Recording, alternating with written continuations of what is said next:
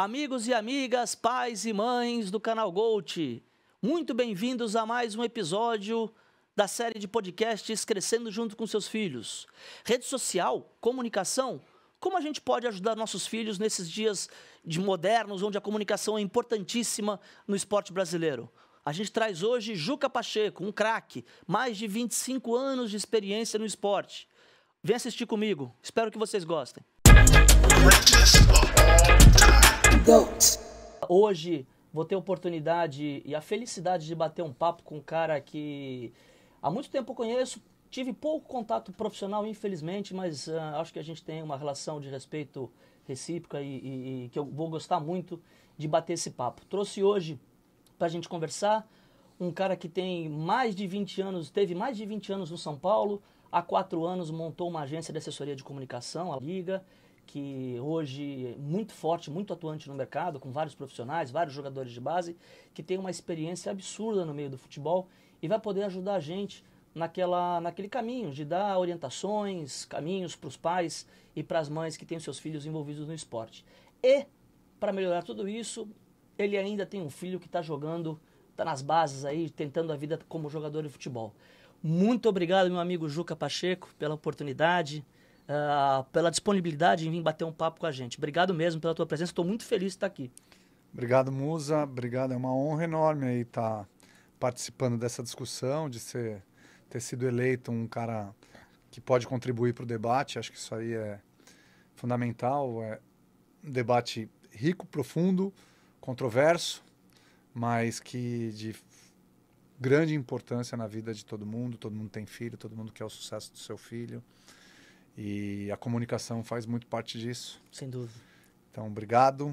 Um prazer enorme. Conte comigo. Espero colaborar com o debate. Vai colaborar com certeza, Juca. Eu vou... E aquilo que você falou, né? Controverso, muito porque não existe uma fórmula mágica, né? Se existisse uma fórmula mágica e quem soubesse estava trilhardário. Mas não existe. Cada um faz seu caminho, cada um tem o seu momento. Mas, Juca, só pra gente começar, eu queria entender um pouco assim. Você, não o Juca profissional, o Juca criança, adolescente, qual a primeira lembrança que você tem assim do esporte na sua vida? Como é que esse assunto entrou na sua cabeça, entrou no seu coração? Eu acho que a história é muito parecida com a maioria das crianças do Brasil, do nosso país. Uma bolinha, um presente que você ganha, uma bola de futebol, que você fica chutando na parede. Eu lembro que a gente morava em São Paulo, sempre morei em São Paulo, numa casa pequena, mas que tinha um quintal. Lembro vagamente assim de eu chutando bola na parede, de eu andar na rua, chutar a bola na rua. Então acho que foi a minha relação com a bola, né? A partir dali, a minha relação com o time, com o São Paulo, sempre fui muito São Paulino e tal. E creio que sejam assim as minhas primeiras lembranças nessa relação eterna. E aí, assim, qual foi a sua primeira referência? Não necessariamente o teu maior ídolo hoje, que depois nós vamos chegar nisso, mas qual foi a tua primeira referência de esporte ou de esportista, de competição, aquilo que te chamou a atenção mais ainda? Porque você ganha um presente, começa a brincar com a bola, começa a assistir na televisão, jogos, aí depois vai indo. E qual é a tua referência que você lembra de infância, assim, de ídolo, de jogador ou de time? De encantamento, assim, foi aquele São Paulo de 85, 86.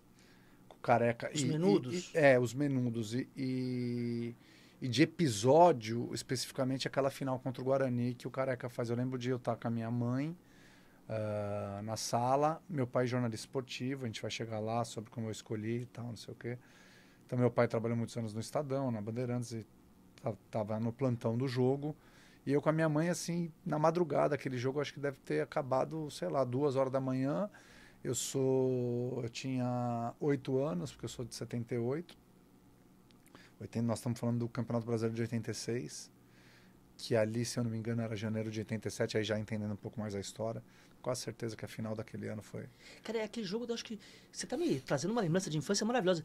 Se eu não me engano, aquele campeonato teve um lance de transmissão, não era a Globo, era só Copa União, pode ser? Não era sei Copa União, exatamente. não era Copa União. Teve alguma questão que, se não me engano, eu vou até pesquisar isso depois e colocar, porque eu tenho quase certeza que a transmissão, eu acho que só foi pela Gazeta, que não era usual. Gazeta, Pode alguma ser. outra emissora. E eu tava na casa dos meus tios, caras, eu vi aquele jogo, eu tive que ir pra lá pra ver o jogo, por isso que eu lembro da movimentação. Legal demais. Tite, Tozinho. Esse episódio para mim foi o mais marcante até eu começar a frequentar estádio, até eu ter um ídolo realmente identificado. Mas foi um jogaço e aquilo que o futebol mexe com a gente mesmo, assim. Traz lembranças. Você seguiu, jogou como base, tentou fazer alguma coisa assim? Não, eu joguei bola minha vida toda. Joguei bem até. Parei de jogar bola ano passado só. Muita dor no tendão de Aquiles e me encheu, mas eu sempre gostei de jogar competitivo. Até o ano passado era dono de time. Ah, é? É. E Belete jogou no meu time, Cime do Salão jogou no meu time. Legal. Depois que pararam, não era. Várzea. Era dentro do Clube de São Paulo, tem um campeonato bem competitivo. Inclusive ficou além da conta, por isso que eu tô saindo até. Começaram a pagar para muita gente de várzea, de ex-atleta. Tá lá Souza, Dodô, Gustavo Neri, Roque. Mas tem um monte. Que legal. Mas mas assim, ficou além da conta. Ficou dois times grande. Ficaram muito bons, o resto tem que ficar patinando. E muita dor, tal, enfim, meu esporte tô mudando minha rotina. Mas obviamente, né, que isso de alguma forma influenciou a tua ida para a tua área profissional, né? Exatamente, é a paixão pelo futebol que me levou a virar um jornalista esportivo. E eu diria que 98% dos jornalistas esportivos trilharam esse mesmo caminho a partir desse estímulo do futebol. E eu ainda tinha um jornalista esportivo dentro da minha casa, que é meu pai, muitos anos de Rádio Bandeirantes, muitos anos de Estadão, e que naquela época a gente não tinha como assistir os jogos que eram os jogos realizados em São Paulo pelo canal Pay-Per-View, pelos canais de assinatura. Eu ia nas redações assistir. E eu adorava aquele ambiente informal, tiração de sarro, corintiano, palmeirense, não sei o quê, os caras escrevendo, enfim. Tua base. A minha base foi aquilo, assim, pro jornalismo. Então é a relação, evidentemente, com o futebol. Joguei muita bola, participei de vários campeonatos, viajei muito disputando campeonatos, nunca disputei base, mas sempre joguei num nível bom. E aí meu pai me puxando, não que ele tenha me estimulado a ser jornalista, ele ficou surpreso, ele ficou de uma certa forma até cismado, porque o jornalismo é duro, né, cara? Você tem que ter uma paixão ali. É o final de semana, é o facão. Tu sabe que eu fiz jornalismo, né? Você fez jornalismo? Não exerci. Acabei entrando pela área de comunicação, de marketing e tal, mas... Mas fiz exatamente pela minha paixão ao esporte. Eu não fiz jornalismo pela paixão ao jornalismo. É isso. Eu fiz jornalismo pela minha paixão ao esporte. Quem faz pela paixão ao jornalismo normalmente não vai para a editoria de esporte. Vai para outra editoria. Mas nessa questão, óbvio que a influência do teu pai na tua profissão, né, é inegável e é natural. Você lembra a relação deles com essa tua questão com o esporte, por exemplo, de incentivar ou alertar ou proibir ou algo assim nesse sentido? Não, com o esporte, com competição, com jogar. Não, meus pais sempre me incentivaram muito, me carregavam nas competições, davam qualquer tipo de solução para não perder oportunidades. O esporte sempre teve muito presente na minha vida. O tempo inteiro, 100%. Meu pai veio do interior, um São Paulino, comprou o título do São Paulo em 77, um dos primeiros. Então, assim, ele já tinha uma paixão, ele tem uma paixão pelo esporte muito grande. E não era praticante. E eu sempre fui estimulado e sempre fui, desde menininho, sempre pratiquei muito esporte. Legal. Falando de base, não chegamos ainda no alto nível, mas falando de base ainda, em alto nível, mas base, pelas tuas experiências, seja como pai, seja como profissional da área, tem algum fato, e fica à vontade para dar nome ou não, bom ou ruim que te marcou nessa questão de relação pai e filho, na questão base? Vou dar um exemplo muito normal aqui, que acontece muito, é muito citado, a questão de, por exemplo, pai que se perde e começa a xingar o juiz. Você tem alguma cena marcante dessa para você? Uma específica que eu me lembro, assim, não, mas eu tenho vários momentos, assim, do excesso do pai, né? Tem uma que... tinha um pai de um goleiro amigo nosso que, assim, todos os jogos ficava atrás do gol. Nossa Senhora. E aí eu fico imaginando... Na cabeça do... Como que vai ser esse moleque sem o pai atrás do gol? Ou o que que passa, então... Ou quanto que ele está aproveitando jogar e não está preocupado com o que o pai está falando. Exatamente. Tem várias reações ali que, sim, eu acho que o jogo, o esporte, ele precisa ter criatividade, liberdade, responsabilidade e tal, mas só pressão, orientação e doutrina, né? Tem que ter doutrina, tem, mas se o cara não tiver espaço para criar... Seguramente não é no momento do jogo, né? Exatamente, exatamente. Não é no momento do jogo. E outras mais, assim, de briga mesmo que a gente vê. Puta, eu lembro de um pai de um amigo meu, não sei se ele era policial, mas de ir atrás, assim, com uma bolsa, todo mundo fala que tinha um revólver ali. E ele criou esse fantasma e todo mundo... Todo mundo respeitava, receava, né? Cara, nessa série aqui, né, de entrevistas, eu tô elencando alguns absurdos desses que eu vi. E aí, para não ficar repetindo em todo... Hoje eu vou trazer um que eu vivi com o meu filho jogando no Sub-11 de uma escolinha de Santos, um campeonato regional. Um pai tentou invadir a quadra para bater no juiz por um gol impedido, um gol que teve falta antes, o juiz parou o jogo. Já estava 4-0 por outro time, ou seja, estava acabando o jogo 4-1, e para um Sub-11, aquilo me marcou tanto. Óbvio que o pai é apaixonado pelo filho, querendo que o filho dê certo, óbvio, né? Mas o cara chega ao ponto de perder o controle, invadir uma quadra num jogo de molecada disso, crianças, né? Sub-11, num campeonato pequeno, achando que um juiz sai de casa para prejudicar o filho dele, o time, um Sub-11. A verdade é que esse é um tema bem sensível mesmo, porque quando o seu filho... Vamos supor que eu e você somos as pessoas mais equilibradas do mundo.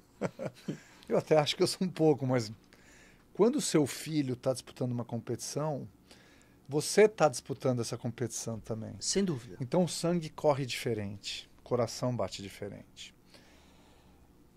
E nós estamos falando de pessoas equilibradas. Sim. Né? As mulheres têm uma sensibilidade maior, então assim... Então, realmente é uma loucura, cara. Assim, eu acompanho meu filho, você já abriu que ele joga bola, mas nem entrando na questão da base ainda. Quando ele jogava no social, cara, é isso aí, desde os 11, desde os 9, e é uma gritaria, nem chegando na questão da invasão, mas assim, não tem nenhum racional envolvido, é 100% emocional. Aí que você pode atrapalhar os caminhos mesmo. Obviamente não é fácil, né? Eu tenho filho, e é isso que você falou. Quando ele entra em quadra, quando ele entrava, hoje joga menos, mas quando ele entrava em quadra, realmente o sangue dá uma... Muda, dá uma acelerada. Mas muito por uma questão que eu gosto sempre de enfatizar, né? Uma coisa que eu sempre tive para mim, e eu gosto de dividir com os pais, a chance do seu filho, seja lá quem for, ser um profissional do esporte é 1%. 1% de quem já chegou na base, né? Ou seja, nas escolinhas é menor ainda. É 1% de quem chegou na base. Mas ele vai ser 100% de chance de continuar sendo seu filho. Então, essa relação sempre me pegou demais. O quanto... E é o que eu vivo o esporte, né? Mas o quanto que eu vou atrapalhar ou vou ajudar naquele momento, principalmente naquele momento do jogo. E eu decidi, e digo, né? Não é uma regra, não é uma fórmula, nem uma lei, né? Mas eu preferi sempre me calar durante os jogos e conversar depois. Porque a chance de eu me perder durante o jogo com uma reação 100% emocional era muito grande. E eu imagino, já falando do teu filho, principalmente nesse momento, né, que ele chegou naquela condição que eu acabei de falar, de de se candidatar àquele 1%, né? Porque ele já está jogando hoje numa base, já tem uma rotina de atleta, adolescente, mas uma rotina de atleta. Como é que você lida com isso, principalmente você militando no esporte, né? Porque essa série aqui é para pais que não militam no esporte. Mas o meu objetivo de trazer gente que trabalha em alto nível no futebol para falar disso, porque não é comum, né? Normalmente, quando a gente se reúne para falar, é de alto nível, de grandes atletas, de histórias, de ícones e etc. Você, na tua agência, você tem grandes ícones ali, trabalhando para eles, comunicação deles. Mas você, como pai, e sendo do esporte, já te passou isso pela cabeça? Como é que você lida com o técnico? Como é que você lida com os companheiros, com os pais? Um advogado, outro engenheiro que está ali junto com os teus filhos? Eu com o técnico não lido, né? Há um muro alto que os clubes assim preferem, até porque os pais se emocionam demais. Então eu não tenho nenhuma relação com o técnico do João. Pelo contrário, o que eu falo para ele, o que eu penso sobre o jogo dele, eu falo para ele e ele tentar assimilar, e se ele quiser, ele discute com o técnico dentro da comissão técnica, dentro dos treinos dele. Então, a minha relação, para eu ter alguma interferência dentro do que eu acho melhor para ele naquela equipe de futebol, não é com o técnico que eu falo com o jogador. E aí eu falo, filho, você não acha que você poderia render melhor aqui ou ali? Eu achei que o time... Mas assim, a gente cria discussões em casa, para ele tem que ter autonomia de discutir lá dentro. Boa. Você cria um ambiente para ele, Exatamente. para ele poder ter a autonomia ou a liberdade de conversar com o técnico sobre. Vou dar um exemplo claro. Ele está jogando de 10. E está dando muito certo. Tem 6 gols e tal, não sei o quê, no Paulista. Mas eu sempre o vi como 8. Eu acho que ele vai ser um jogador, caso ele siga nessa carreira, um 5, um 8. E o 8 pega mais na bola, ele tem muita qualidade de passe e tal, não sei o quê. Mas ele sabe fazer gol, tanto é que tem, né? Então, pela característica do elenco, o técnico encontrou nele uma solução. Então, o técnico tá vendo o que é melhor para o time, achou um 10, que ele não tem outro ali. Eu tô olhando o futuro do meu filho, eu queria vê-lo de 8. E como é que E se como lida com que essa... eu vou sobrepor o que eu penso pro técnico? O que eu posso falar é pro meu filho, pro João, abrir essa discussão lá dentro, porque o cara está pensando coletivamente, ele está pensando na equipe, né? Então, esse tipo de discussão eu sempre trago para casa. Agora, em relação aos pais, os pais ficam efervescendo na arquibancada, não tem jeito, tem os mais irritados, os menos, os mais eufóricos, os menos, os que estão titulares, os reservas, enfim. Aí é uma discussão, cara, assim, dentro do meu equilíbrio, o que eu acho, assim... O que eu penso sobre o dia a dia dessa vida dura. O meu filho, ele sai de casa às 7 da manhã para ir para a escola. A 1h, nós moramos no Morumbi, ali no Vila Sônia, Morumbi, zona sul de São Paulo, e ele treina em Santana do Parnaíba, 40 minutos para frente de Alphaville ainda, porque é lá na Estrada dos Romeiros, no SCA Brasil. Então ele demora 2 horas para chegar, 2 horas para treinar, 2 horas para voltar. Todos os dias? Todos os dias. Segunda, sexta, sábado joga, domingo folga. Normalmente é isso. Então ele sai de casa às 7 da manhã, chega às 8 da noite. Ele está se esforçando pra cacete. Pra cacete. Assim, é um esforço. Ele e ele está se esforçando por quê? Porque eu estou impondo, induzindo? Não. Porque ele está gostando. Ele está gostando. Ele gosta do que ele faz. Ele tem um sonho, ele está batalhando pelo sonho dele.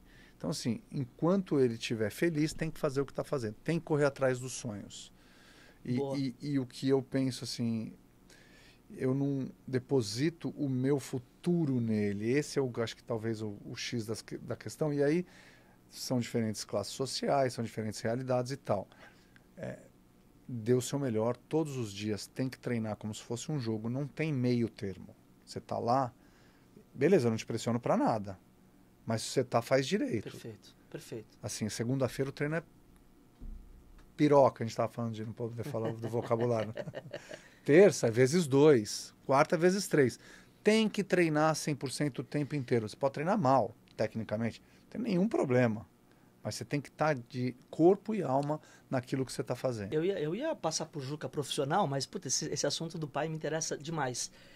Vou manter mais um pouquinho só nisso, mas como é que você lida com a questão que esse ponto que você está falando, eu penso igualzinho. Você não é obrigado a nada, mas se você está movendo o teu dia, a família, de certa forma, para levar, buscar, tal, vá e dê o seu melhor naquele momento. Você tem liberdade para parar. Se não quiser, é assim que eu lido, mas se você decidiu, vá. Mas como é que você pensa em lidar com a motivação? Porque por mais que seja uma coisa que ele goste, não é fácil, né, Juca? É o que você falou. Não, a rotina, muito o cara, difícil. ele fica todo dia 4 horas na estrada, 4 horas no É carro. isso aí. Né? Pô, ninguém gosta. Não é legal. Claro que as 2 horas de treino ele deve amar, adorar, deve ter treino chato pra caramba. E deve ter treino chato também. É. Mas e como é que você pensa nessa questão de manter quando que você acha que é demais? Você já chegou no momento de falar, hoje você não vai. Não Para pode, um pouco. né? Não, eu digo assim, eu digo por conta do cansaço, do físico, putz, meu filho vai estourar. Já chegou nisso? Já pensou sobre isso? Teve, por exemplo, ele teve uma lesão no calcanhar, que os 2 calcanhares dele ficou com aquela bolota. Primeiro fez a bolha e depois fez o calo. Tanto é que ele teve que treinar Chuteira rasgada? de chuteira rasgada. Isso há pouco tempo. Foi na troca de chuteira. Chuteira nova machucou. Por coincidência, e aí ele continuou treinando e doía, e começou a doer mais, jogou, Chegou uma hora, eu liguei para um profissional amigo meu, falei, cara, olha isso aqui. Ricardo Sasaki, seleção brasileira, Bom São demais. Paulo e tal. Ele falou, cara, isso aí só tem um jeito, parando. Trata com laser e tal, não sei o quê, mas só vai melhorar parando.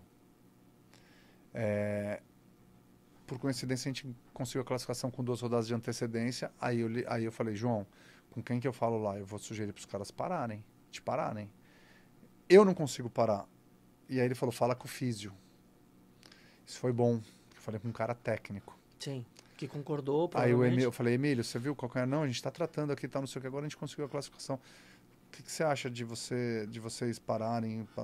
Então, essa foi, acho que, talvez a minha única interferência direta no clube. Mas não foi direta, ela foi indireta, né? Você se consultou com um profissional? Primeiro eu consultei um profissional, falei, eu vou fazer um investimento nele em fisioterapia. Vocês estão fazendo aí também, eu sei. Mas, pelo que eu entendi, essa lesão, ela não vai curar se não parar. E a gente deu uma brecha no calendário pra gente, deixa ele ficar fora do próximo jogo e... Tudo bem. Ele falou, vou falar com o treinador, tal, porque ele precisa planejar o treino, tal, não sei o quê. O fisioterapeuta do SCA convenceu o treinador. Eu ajudei a elucidar. Você deu elementos pro cara... E aí ele ficou uma semana fora. Nessa semana fora, por exemplo, o João falou, eu não vou amanhã, pai. Eu não vou hoje para tratar lá. Tratou aqui. Eu falei, não, você vai. Você é do time. Você é do time. Legal. Eu tenho um custo para você ir e tal, não sei o quê. Ele entendeu? Porque e eu entendo o pleito dele, porque assim, eu tô cansado, cara. Sim. E eu vou lá, vou fazer pouco, eu consigo fazer aqui. Não vou tocar na bola. E quer queira ou quer não, a fisioterapia da base, ela não tem tantos elementos assim. Sim. Se eu coloco numa fisioterapia... Particular em São Paulo. E eu sou do esporte, eu não vou colocar essas pra gente que não faz esporte, eu vou colocar de atleta. Mas enfim... Mas vai. Porque é seu compromisso, cara. Amigo, como então, pai, assim, pai o desafio... É duro. Chegando um pouco no Juca profissional. Cara, quando você começou e quando você atingiu, né, o teu profissional do São Paulo, né, um cargo na tua área dos mais altos que o profissional pode querer, um dos melhores clubes do Brasil, não tinha... as redes sociais não tinham essa importância que se tem hoje, né? E eu imagino você que está trabalhando diretamente, mas uma coisa muito comum, eu recebo pedidos de seguirem na minha rede, ou vejo ali, meninos de 8, 9 anos com rede social de jogador de futebol, querendo parecer como jogador de futebol. Como é que você lida como profissional e depois como pai com isso? Porque é hoje uma realidade, né? A gente não pode dizer, né? Ou dizer para para o menino ou para o pai, para a mãe, não tenha, não faz nem sentido, mas ao mesmo tempo, como que dosa isso? Porque eu falo muito isso no sentido de gerar expectativas, né? Porque hoje algumas pessoas vivem nessa questão do viralizar. O sonho de viralizar.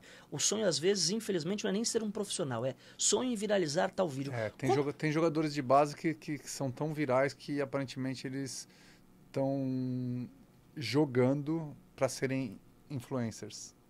Preocupado com o corte, né? Não com o jogo. Então eles estão jogando para ser influencer. Então, assim, se não virar nada, eu já construí uma base de seguidores que eu vou ser um influenciador. Às vezes eu desconfio disso. Eu acho que são alguns pontos aí Você acha que tem alguma idade mínima ou limite? Ou como é que você avalia o investimento do pai e da mãe na rede social do ponto de vista do investimento que eu digo? Não estou falando nem financeiro, de tempo, de energia, de pensar na rede. Eu acho que assim, tem o lance de quem não é visto não é lembrado, mas o mais importante é primeiro que comunicação só pode tratar de uma forma, com verdade. E sem exagero. Você tem que ter uma coisa coerente, né? Acho que comunicação a gente pode falar muito em coerência. E o pai, o atleta, o menino, ele tem que entender que aquilo é só consequência do que ele vai fazer em campo. Consequência do comportamento dele, do dia a dia. Então não pode ser prioridade. Não pode ser prioridade. Tampouco pode ser esquecido. Você tem que dar um cuidado. Mas assim, para o menino de 8, de 9, de 10, quanto mais amador, melhor. Pelo amor de Deus. Eu quero ver ele de chinelo jogando bola na rua. Até porque a construção da história dele parte disso. Exato. Que é a primeira pergunta que você me fez aqui. Qual foi a sua primeira lembrança do esporte e tal, não sei o quê. A construção vem de um sonho de criança, de uma simplicidade. De uma realidade do amor mesmo, pela bola. E aí vai uma construção. E depois você entra com comunicação, mas assim, o cuidado da comunicação e a coerência. Você não pode viver para comunicar. Você acha que existe hoje no mercado, eu estou falando dos grandes clubes, e quando eu digo grandes clubes, não são os grandes do profissional. Os clubes que tratam bem a base, o SCA, como você falou, Esfera, outro, alguns clubes que tratam bem a base, você acha que existe a chance deles levarem um garoto, uma menina, para a base deles por conta de rede social? Não acho. Não acho. Tanto é que, eu sou um cara de comunicação, oriento meu filho nas redes sociais dele, dou umas letras, mas ele é autônomo, ele hoje prefere ele fazer. Muito louco. Santo isso, de casa não faz milagre, né? E eu um monte de nunca profissional fiz... contratando o pai para fazer, ele faz sozinho. E olha só, eu nunca fiz... Já perguntei para algumas pessoas se eu estou devendo isso, uns falam que sim, outros que não. Nunca fiz um vídeo de highlight do meu filho, eu não tenho nenhum vídeo, nunca entreguei para ninguém. Mas é aquilo que eu falo, são realidades também diferentes. Porque ele está empregado, ele está num clube e ele está titular do Campeonato Paulista. Então, na minha maneira de ver, ele está na vitrine. E o moleque está na reserva?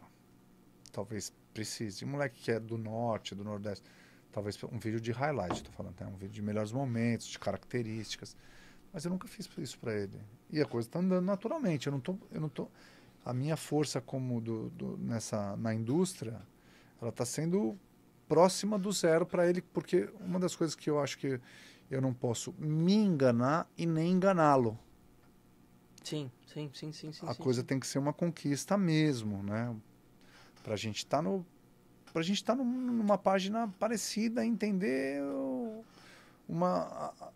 a indústria da base que eu nunca vivi. Eu sempre, quando eu entro no São Paulo, ainda menino no primeiro ano de faculdade, como na assessoria de imprensa, foi na Barra Funda, foi para trabalhar no profissional. Então eu sempre trabalhei com caras já consagrados. Sim. Eu fui começar a viver, óbvio que dentro do clube, você tem a realidade da base, mas o meu nicho era sempre profissional. Eu fui entender melhor mesmo esse lance da construção de base, da molecada, dos pais, nos últimos 3 anos.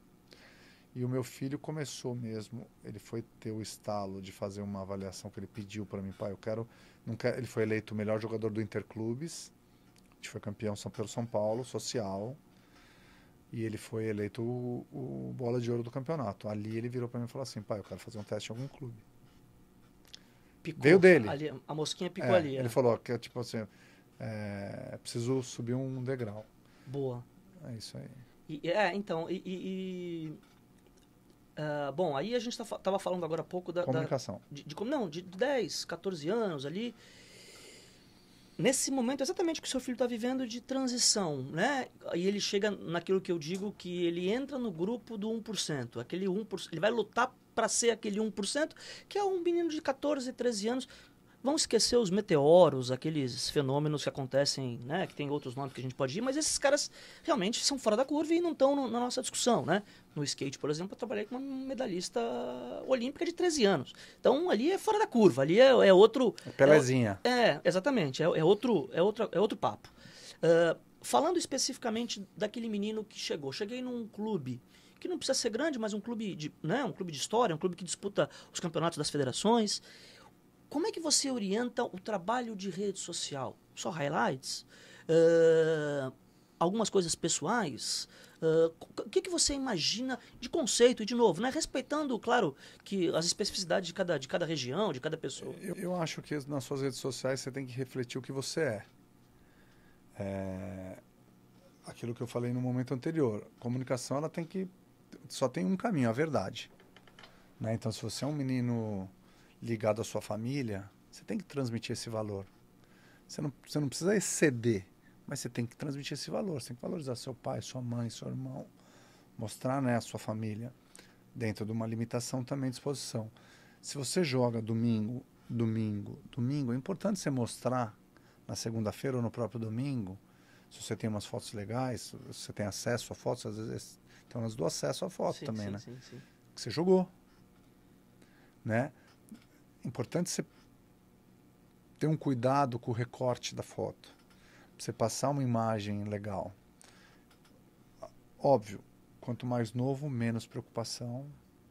Conforme você vai entrando na adolescência, no sub-15, sub-16, natural, vaidade, né? Posicionamento. Então, assim, você consegue escolher uma foto de força. Me ajuda com o seguinte, eu sou pai, não sou da indústria. Meu filho tá no sub-15 do Guarani de Campinas, ou um time grande, com todo respeito ao Guarani, né? Sim. Mas um time, quando eu digo os de Série A e tal, não tenho condição financeira, mas meu filho tem uma possibilidade. Você acha que rede social é um caminho ou não? De investimento, de visibilidade? Se ele está a partir do sub-15, ele precisa ser visto. Acho que ele tem que cuidar da rede social, sim. Sempre com um profissional? Sempre. Independente do nível, mas sempre com alguém pensando nisso. Acho que sim. É muito difícil a gente discutir aqui sobre bom senso, porque... Cada um tem o seu. Porque se a família consegue ter um bom senso de postagem, você não precisa também investir numa agência para cuidar de uma rede social de um menino de 15 anos. Acho que... mas ele precisa ter um cuidado. Se é um investimento, mas ele precisa ter uma consultoria que seja. Um cara que, sabe, oriente, não deixa ele passar do ponto. Enfim, você perguntou anteriormente, você acha que vale a pena postar alguma coisa sobre lifestyle, sobre a vida dele? Acho que sim.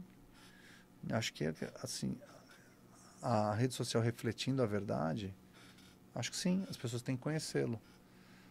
Sem exagero, com cautela, acho que, assim, mostrar quem de verdade você é. E, por vezes, highlight, por vezes uma fotografia, um sorriso bonito, uma hora que você está mais... Uma imagem mais de força ou de disputa, e por aí vai. Aí você vai construindo uma boa mensagem no seu texto. O que você quer passar? O que você sentiu daquele jogo? O que você está sentindo no coração? Que mensagem que você quer dar, né? Que mensagem que você quer dar? Porque antes de você fazer uma legenda, uma simples legenda de uma postagem, ela pode te levar para algum lugar ruim ou bom. Então, assim, pensa, o que você quer transmitir? Tentar sair do lugar comum também de só obrigado, né? Mas, enfim, às vezes você quer agradecer mesmo e tá tudo certo. Hoje a grande maioria dos jogadores não foi o resultado que gostaríamos ou mais 3 pontos. Exato. Né? Se você olhar... tentar passar alguma coisa de coração ali. Imaginar para onde vai essa mensagem. Quem que você quer que veja? É um desafio, né, cara? É um desafio. Eu fico... Né, essa série que a gente está fazendo é justamente para falar com esse pai que na grande maioria não faz parte da indústria, não tem os conhecimentos e os conceitos para aplicar. E o objetivo é isso. Mas eu queria passar da molecada para uma outra faixa etária que você tem feito um trabalho que eu considero demais, assim, muito bom, que são com os ex-atletas. Nessa área de comunicação e, claro, de preparação para um futuro pós-bola. Porque esse cara viveu a vida dentro de concentração, CT... eu tenho um grande amigo meu, jogador, que falou que ele teve... E é um jogador que jogou Europa, Seleção Brasileira, Copa do Mundo. E ele falou, Duda, me deu um baita desespero a primeira viagem que eu fui fazer com a minha família, pós. Porque antes eu não fazia check-in, não sabia, não tinha que fazer nada, eu tinha que ir para o aeroporto. É isso. Chegava. Quando eu fui viajar com a minha família sem ninguém por perto, já não tinha mais equipe, ele falou, Duda, eu travei, porque eu não sabia para onde ir. Pô, é um cara altíssimo nível, e foi legal esse depoimento dele para mim, porque... Tão altíssimo nível que ele foi verdadeiro de falar isso para você. Exato, porque ele poderia, não, sei tudo. E ele falou, Duda, eu me assustei na primeira vez.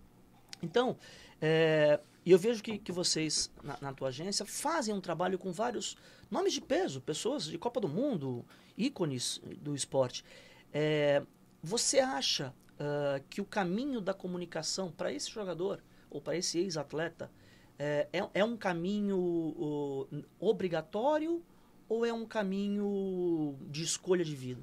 É um caminho obrigatório, independente do anseio dele. Então, cada um tem um objetivo de vida. E nós estamos falando de caras consagrados, aí muda completamente, né? Então, são caras que foram reconhecidos, foram muito famosos, fizeram muito bem para o futebol. Por que obrigatório?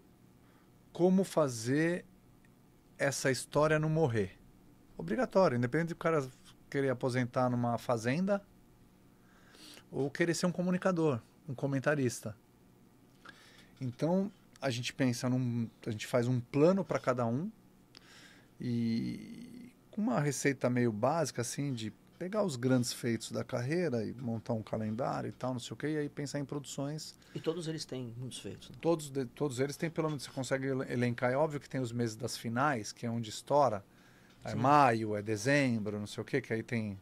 Mas se você pensar, você consegue fazer aí, no mínimo, 2 eventos por mês para cada um, que aconteceram na vida dele. A partir disso, você pensa uma estratégia para cada evento, seja uma postagem em rede social, seja uma participação num programa.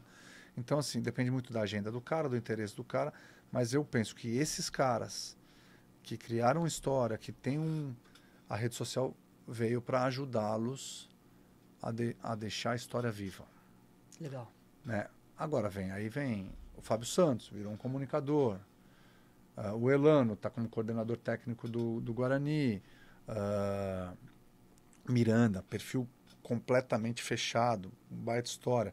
Então, como que a gente vai fazer... Usando as características de cada um mesmo. Usando os limites que eles nos impõem, que a gente tem com cada um deles, com a história de cada um, e criando alternativas para que o menino de 10, de 12, saiba da história desse cara que disputou a Copa de 2010, 2004, enfim. E por aí vai. Caras muito importantes para a história do futebol, né? É isso aí. Não é muito o foco do nosso assunto, mas eu não queria deixar passar pela tua experiência e pelo trabalho que eu acho que vocês fazem demais mesmo com esses nomes. Juca, vou me encaminhando para o final. E eu queria falar com o Juca pai, não com o Juca Pacheco, assessor renomado, com vários clientes, com uma história bonita no futebol. O que que você gostaria de... Independente se seu filho continua ou não, mas como pai, o que que você gostaria, olhando lá para frente, e quando o seu filho, com uma carreira no futebol ou com uma carreira em outro segmento, o que que você gostaria de olhar e ter feito para o teu filho, você falar, putz, missão cumprida, especificamente no esporte? Eu vou só mudar o tempo dessa história um pouco, porque partindo de uma pergunta que eu sempre recebo dos meus amigos. Você acha que vai virar? Né? Então é uma... E eu respondo com o coração aberto e com muita tranquilidade. Já virou. Já virou. Porque o que esse moleque está vivendo... Uma que ele está feliz. Você quer ver seu filho feliz. Pronto. Então, isso é um primeiro ponto super importante. Ele disputou é o terceiro paulista dele. O Sub-13, o Sub-14 e o Sub-15. E vai para o Sub-16 e aí vai. O que ele já viveu nesses 3 anos já preparou ele para além dele estar vivendo intensamente e feliz, já preparou ele para a vida. Ele é um menino resolvido, conversa, forte físico, forte mental. Então ele tem a competição interna, tem a competição externa, tem as amizades, tem as diferenças de classes sociais, tem a hierarquia, tem a trairagem, tem a vagabundagem, tem as histórias que passam por... Então, assim, é o que eu falo para ele e para os amigos dele. Daqui eu não sei quem vai virar jogador. Mas eu tenho certeza que vocês estão mais preparados para a vida do que os meninos que não estão aqui. É isso. Então, assim, vocês aproveitem o que vocês estão vivendo, da vida, na lealdade, vai para cima. Vocês vão ser traídos, vocês vão ter que se virar com tudo isso. Então, lá na frente, né, agora entrando no... Certamente eu vou olhar para trás e falar assim... Aquilo ali valeu a pena pra cacete, hein? Nem sei se ele vai ser jogador, engenheiro, sim. Professor. Mas eu tenho certeza que tem muita coisa que ele vai levar pra vida, mas muita coisa que, assim, de aprendizado que eu não consigo nem mensurar. Só a convivência com caras de realidades diferentes do Brasil todo. O cara tá vivendo com o baiano, com o carioca, com o gaúcho, com o preto, com o amarelo. Sociais? Com o pobre, com o favelado, o cara que tá alojado, o cara que tá fudido, o cara que apanhou da mãe, o cara que viu o pai bater na mãe, né? Então, assim, e tudo lá dentro do mesmo ambiente, numa disputa interna, depois externa, e com tudo que a gente sabe que o futebol tem, de sacanagem, de trairagem, de interesses. Sim, sim, sim. Né? Então, ele vem com umas histórias pra cima de mim. Pô, você acredita que não sei o que, não sei o que? Pois é, filho, o futebol se vira. Vai lá e toca a ficha, faz o seu. É né? isso. Então é isso, cara. Já deu muito certo. E acho que está sendo uma preparação. O esporte, eu não vejo melhor caminho para uma criação do que estar alinhado ao esporte. Concordo 100%. Exatamente. O esporte, ele cria caráter, ele cria... Eu tenho grande parte dos meus amigos, ainda hoje, por mais que eu tenha essa altura que eu tenho, eu joguei basquete. E a gente tem um grupo de amigos Sempre desconfiei disso. Né, pela altura. Foi, inclusive, me fez parar. Mas eu tenho muitos amigos daquela época por conta disso, né? Quantas viagens juntos, quantas dificuldades juntos, quantas situações que a gente viveu ali que criou essa união e criou essa base. Legal demais. Pacheco já conta com um torcedor aqui, eu tô torcendo muito por ele aqui. Juca, bom, cara, eu vou finalizar, eu não posso te agradecer mais por esse papo. Você sabe que eu sempre tive você em alta conta aqui pelo teu tratamento, pelo teu trabalho profissional também. E eu quero te agradecer demais por esse papo, por essa tua disponibilidade de vir aqui conversar com a gente. Tenho aqui uma forma de agradecimento do meu parceiro Juliano, da UON, um voucher para você. De compra lá na loja dele, no site dele. Obrigado. É a melhor loja de roupa de Santos. Tô dentro. Disparado. O Juliano é um cara que ajuda bastante aqui, então, muito parceiro nosso. E ele, conversando com ele sobre esse projeto, ele falou, pô, vamos agraciar os caras que vieram aqui. Então, você tem esse presentinho nosso. Te agradeço demais, cara. Fica à vontade aí para mandar o recado e se despedir. Obrigado mesmo por você ter vindo. Obrigado. Eu que agradeço por essa honrosa participação. como eu falei no começo do programa, é um debate super interessante. Eu, como pai, estou vivendo momentos inesquecíveis. Eu falei agora, né, que ele vai levar isso para a vida dele e eu, como pai, também. Afinal de contas, o podcast é para eles, né, para os pais. Então, assim, eu também estou aprendendo muito com isso, né, de equilíbrio emocional, de entender os momentos, de entender os desafios, de saber... Crescendo com seu filho. Crescendo com meu filho. Estou crescendo literalmente com meu filho. Dando a minha contribuição e talvez algumas vezes errando, né? Tentando dar pitacos além da conta, mas eu acho que se fica a minha sugestão... Eu não tenho receita, até porque o meu ainda tem 15 anos, 14, está indo para 15 anos, mas é estimulá-los a serem felizes, a se levarem a sério, sem dar o peso errado da coisa. Eles não estão lá para resolver o problema dos pais, porque esse talvez seja um ponto, especialmente a gente entendendo as classes sociais do Brasil, as diferenças sociais, o desequilíbrio. Então, tem famílias que depositam naquele menino a solução própria, né? E ele é uma criança. Então, acho que aí pode estar um erro, né? Dessa pressão, né? Dessa pressão. Então, assim, se ele tem talento, se ele quer, vai para resolver a vida dele. Né? Sim. Se ele quiser. E, em consequência, vai acabar resolvendo a sua. Mas não pode ter um sentido inverso nisso. A tendência é dar errado. Boa. Né? Então, é isso aí. Obrigado pelo convite. Que os pais tenham